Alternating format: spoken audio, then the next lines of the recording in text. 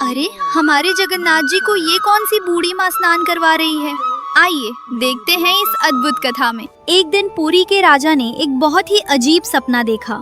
सपने में साक्षात भगवान जगन्नाथ खड़े हैं, लेकिन उनका चेहरा उतरा हुआ है। वे दोनों हाथों से अपना पेट पकड़े हुए हैं और दर्द से कराह रहे हैं। राजा घबराहट में हाथ जोड़कर खड़े हैं और तभी ठाकुर जी राजा को उलाहना देते हुए बोले, कैसे राजा हो तुम? तुम्हारे राज में मेरी माँ का अपमान हो गया। मेरी माँ मेरे लिए पेट दर्द की दवा लेकर आई थी, पर तुम्हारे सिपाहियों ने मेरी माँ को मंदिर के दरवाजे से भगा दिया, उसे बहुत धक्के दिए। अब मेरा पेट दुख रहा है। जब तक मेरी माँ मुझे अपने हाथों से दवा नहीं देगी, मेरा ये दर्द नहीं जाएगा। राजा हड़बड़ा कर नींद से जागे। उनका पूरा शरीर पसीने से भीगा हुआ था और वे बुरी तरह हाफ रहे थे। उनके दिमाग में ठाकुर जी की वही बात गूंज रही थी, मेरी माँ को भगा दिया। राजा को कुछ समझ नहीं आया, ऐसा कैसे हो गया कि किसी को मंदिर में जाने से रोक दिया जाए, और वो भी कोई ऐसी भक्त जिसे भगवान खुद अपनी माँ कह रहे हों।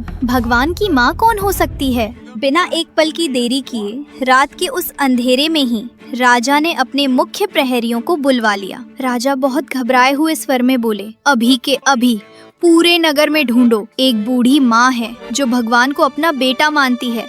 वो भगवान के लिए कोई दवा लेकर आई थी। वो कहाँ रहती है, जल्दी पता लगाओ, हमसे बहुत बड़ी गलती हो गई है। सिपाही तुरंत दौड़ पड़े। पूछताछ करने पर पता चला कि कल सुबह मंदिर के बड़े दरवाजे पर सच में एक गरीब बूढ़ी माँ आई थी। उसके हाथों में एक छोटी सी मिट्टी की डिबिया थी, लेकिन सिपाहियों ने उसे अंदर नहीं जाने दिया और उसकी डिबिया जमीन पर फेंक दी थी। वो रोती हुई लौट गई थी। जब राजा को ये बात पता चली तो उनके चेहरे पर गहरा दुख छा गया। वे समझ गए कि सपना सच था। भगवान की माँ का दिल टूट गया है। आखिर ये बूढ़ी माँ थी कौन? कुछ दिन पहले की ही बात है। पुरी के एक छोटे से कोने में एक टूटी फूटी झोपड़ी में एक गरीब महिला रहती थी। उसके पास पहनने को बस एक पुरानी सी साड़ी थी और शरीर भी बहुत कमजोर था। इस पूरी दुनिया में उसका अपना कहने वाला कोई नहीं था, न पति, न बच्चे, न कोई रिश्तेदार। लेकिन इस अकेलेपन में भी उसकी आंखों में एक अजीब सी चमक रहती थी। वो रोज सुबह अपने थके हुए पैरों से चलकर मंदिर की ओर जाती और भगवान जगन्नाथ को टकटकी लगाए देखती रहती।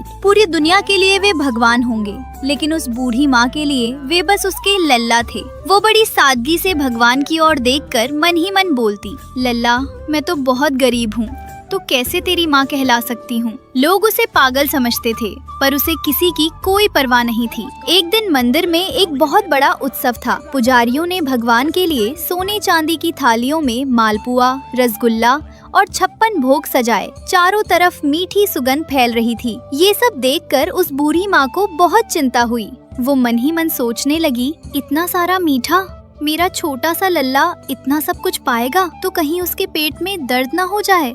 सुबह से लेकर रात तक बस मीठा ही मीठा पा रहा है। अगर पेट में गैस बन गई तो ये पुजारी क्या जानेंगे, इतने बड़े दुनिया के मालिक हैं। फिर भी एक बूढ़ी माँ उनके पेट दर्द की चिंता में परेशान हो रही थी। उसे याद आया कि जब वो छोटी थी तो पेट दर्द होने पर उसकी अपनी माँ उसे नीम का कड़वा चूर्ण दिया करती थी। उसने मन ही मन सोचा, मैं भी अपने लल्ला के लिए नीम का चूर्ण बनाऊंगी। दुनिया तुझे 56 भोग देगी, पर तेरी माँ तेरा पेट ठीक रखेगी। रात के अंधेरे में उस माँ ने अपनी झोपड़ी के बाहर से ताजी नीम की पत्तियाँ तोड़ी। वो एक पत्थर पर उन पत्तियों को पीसने लगी। पीसते पीसते उसके चेहरे पर बहुत प्यार भरी मुस्कान थी। बड़ी सावधानी से उसने उस चूर्ण को एक छोटी सी मिट्टी की डिबिया में भरा और सीने से लगाकर सो गई। अगली सुबह होते ही वो खुशी खुशी मंदिर के द्वार पर पहुंची। उसके कांपते हाथों में वही छोटी डिबिया थी, लेकिन दरवाजे पर खड़े सिपाहियों ने उसे रोक लिया। एक सिपाही ने कड़क आवाज में पूछा, कहाँ जा रही है बुढ़िया? ये मिट्टी की गंदी डिबिया में क्या है?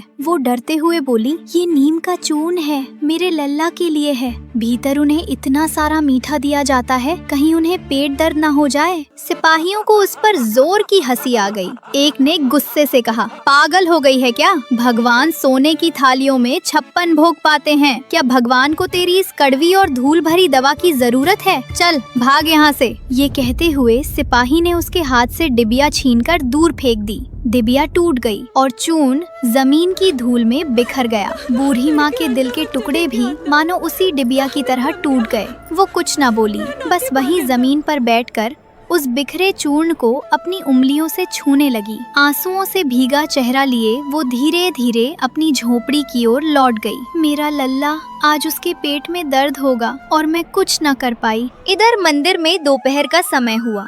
भगवान जगन्नाथ का भोग आया। सोने की थाली सजी हुई थी, लेकिन आज भगवान एकदम उदास बैठे थे। लक्ष्मी जी भीतर आईं। उन्होंने देखा कि महाप्रभु तो भोग की ओर देख भी नहीं रहे हैं। लक्ष्मी जी बोली, क्या हो गया स्वामी, आप आज भोग क्यों नहीं पा रहे हैं? जगन्नाथ जी बहुत उदास स्वर में बोले, देवी, इच्छा नहीं हो रही। लक्ष्मी जी ने हैरानी से पूछा, इच्छा क्यों नहीं हो रही? भक्तों ने इतने प्यार से भेजा है, पा लीजिए। जगन्नाथ जी पेट पकड़कर बोले, कैसे पालूं देवी, मेरे पेट में बहुत तेज दर्द हो रहा है। मेरी दवा तो मेरी माँ लेकर आई थी। उसने रात भर जागकर मेरे लिए चूर्ण पीसा था, पर तुम्हारे इन सिपाहियों ने मेरी माँ को धक्के मारकर निकाल दिया। मेरी माँ रो रही है देवी। जब तक मेरी माँ रो रही है, मेरा ये पेट दर्द कभी ठीक नहीं होगा। राजा सिपाही भेजकर उस माँ को ढूंढ ही रहे थे, लेकिन भगवान से अब रहा नहीं गया। आधी रात का समय था। बूढ़ी माँ अपनी झोपड़ी में एक कोने में बैठी रो रही थी। तभी अचानक झोपड़ी के पुराने दरवाजे पर किसी ने धीरे से दस्तक दी। एक बहुत ही मीठी और छोटी सी आवाज आई, माँ, ओ माँ, दरवाजा खोलो। बूढ़ी माँ ने चौंक कर दरवाजा खोला। सामने देखा तो एक छोटा सा, सांवला सा और बहुत ही प्यारा सा बच्चा खड़ा था। उसके घुंघराले बाल थे, बड़ी बड़ी आंखें थीं और वो अपना पेट पकड़े हुए था। बच्चा बोला, माँ, तुमने सही कहा था। इतना सारा मीठा पाकर मेरे पेट में बहुत तेज दर्द हो रहा है। वो सिपाही बहुत बुरे हैं, उन्होंने तुम्हें भगा दिया। मुझे अपना वो चूर्ण दे दो ना माँ। बूढ़ी माँ उसे देखते ही पहचान गई। ये कोई और नहीं, उसका अपना लल्ला था।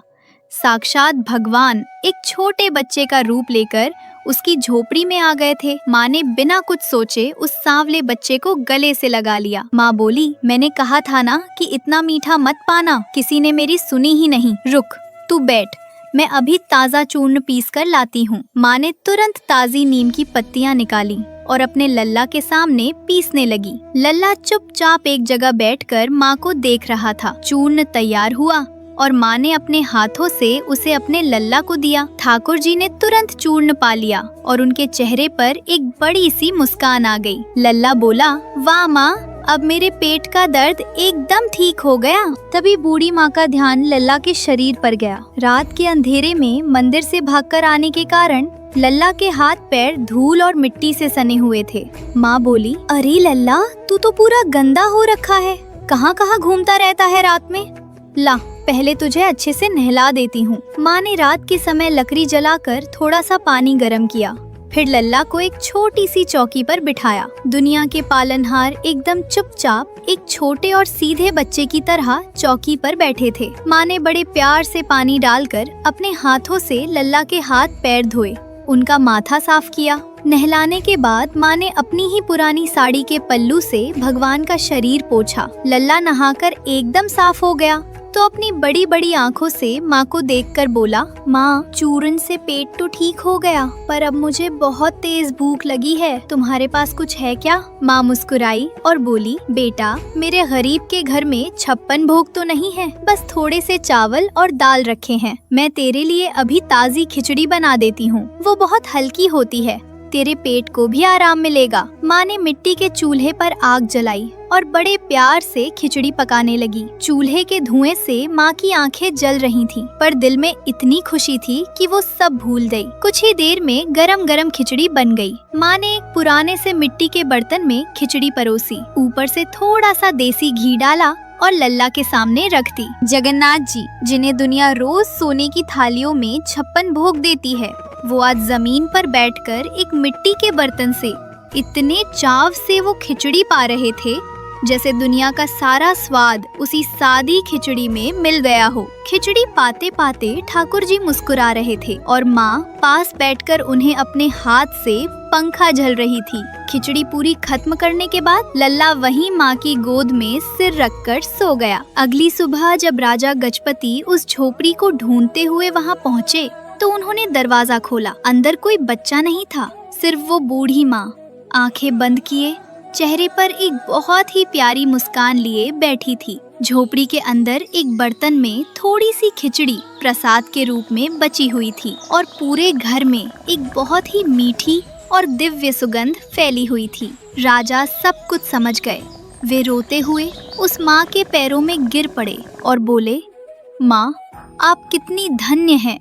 पूरी दुनिया भगवान को मंदिर में पूजती है, पर भगवान खुद आपसे नहाने और आपके हाथ की खिचड़ी पाने के लिए रात में आपकी झोपड़ी में आ गए। उस दिन से पूरा नगर उस बूढ़ी माँ को लिंगी माता के नाम से जानने लगा और श्री जगन्नाथपुरी में आज भी ये परंपरा है कि भगवान को भोग अर्पित करने के बाद उनका पेट ठीक रखने के लिए उन्हें नीम का चूर्ण भोग लगाया जाता है। प्यारे भक्तजनों, अगर आपको ये वीडियो पसंद आई हो तो लाइक, शेयर और सब्सक्राइब करना ना भूलें। जय जगन्नाथ।